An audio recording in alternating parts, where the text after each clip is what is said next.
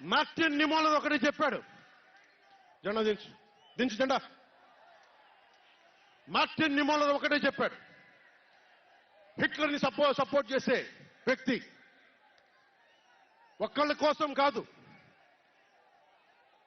సోషలిస్టులు వచ్చినప్పుడు నేను సోషలిస్ట్ కాదని చెప్పి హిట్లర్ ఎస్ఎస్ సైన్యం సోషలిస్టుల కోసం వస్తే నేను సోషలిస్ట్ని కాదని చెప్పి వెనక్కి వెళ్ళిపోయాడు. సహకరించలేదు, ముందుకు రాల వాళ్ళు రక్షించడానికి. కమ్యూనిస్టుల కోసం వస్తే నేను కమ్యూనిస్ట్ని కాదని చెప్పి కామ్గా ఉండిపోయాడు. యూదుల కోసం వస్తే నేను యూదుని కాదని చెప్పి కామ్గా ఉండిపోయాడు. కార్మిక నాయకుల కోసం వస్తే నేను కార్మిక నాయకుడిని కాదని చెప్పి కామ్గా ఉండిపోయాడు. తన కోసం వచ్చినప్పుడు ఎవ్వరూ లేరు. ఈ రోజున ఒక 4 దశాబ్దాల సుదీర్ఘంగా ఉన్న ఒక ఎక్స్పీరియన్స్డ్ రాజకీయ ఉద్దండుణ్ణి 53 రోజులు జైల్లో పెడితే నాకు బాధేసింది, నిజంగా బాధేసింది. ఆయన సతీమణిని అనకూడని మాటలు అంటా ఉంటే నాకు బాధ కలిగింది.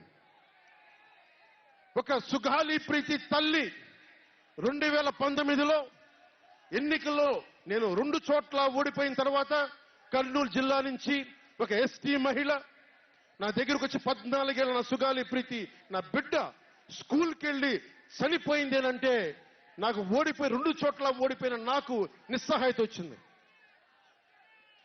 ఇట్లా ఏ మూలకెళ్ళినా ఒక కౌలు రైతులు కానీ గిట్టుబాటు ధర రాని రైతులు కానీ ప్రతి ఒక్కరూ వారి వారి కష్టాలను చూసి చలించిపోయాను. చంద్రబాబు గారి దగ్గర నుంచి సుగాలి ప్రీతి దాకా, కౌలు రైతుల దగ్గర నుంచి పరిశ్రమల్ని వద్దనుకొని వెళ్ళిపోయిన పారిశ్రామికవేత్తల దాకా, ఎస్సీ ఎస్టీలు మైనారిటీలు అందరినీ మోసం చేసిన వ్యక్తి. నేను ఒకటే అనుకున్నా, నేను వీళ్ల కోసం నిలబడకపోతే రేపు నాకు కష్టం వచ్చిన నా కోసం ఎవరు నిలబడరు. రేపొద్దున మన మిగతా పార్టీలకు నిలబడపోతే రేపొద్దున మన జన సైనికులకు కష్టాలు వస్తే ఎవరు రారు. అందుకని నేను ఎలయన్స్ని పెట్టాను, నేను ప్రతిపాదించాను. అలాగే గోబెల్స్ ప్రచారాలు అంటూ ఉంటారు. గోబెల్స్ ప్రచారాలను ఒకటే గుర్తుపెట్టుకోండి, జోసెఫ్ గోబెల్స్ ప్రచారాలు చేసి చివరికి అతని బతుకు తెలియదు. 1945లో ప్రపంచ యుద్ధం అయిపోయిన వెంటనే అదే బంకర్లో హిట్లర్ అద్భుతంగా ఉన్నాడు, ఇంకా జర్మనీ గెలుస్తుందని చెప్పి వాళ్ళ బంకర్లో ఎలైడ్ ఆర్మీ వచ్చి కాల్ చేసే వరకు గోబెల్స్ అబద్ధాలు చెప్తూనే ఉన్నాడు. సో జగన్ నీ గోబెల్స్ ప్రచారాలు చెప్తే గోబెల్స్ పట్టిన గతే నీకు పడుతుంది, మర్చిపోకదు.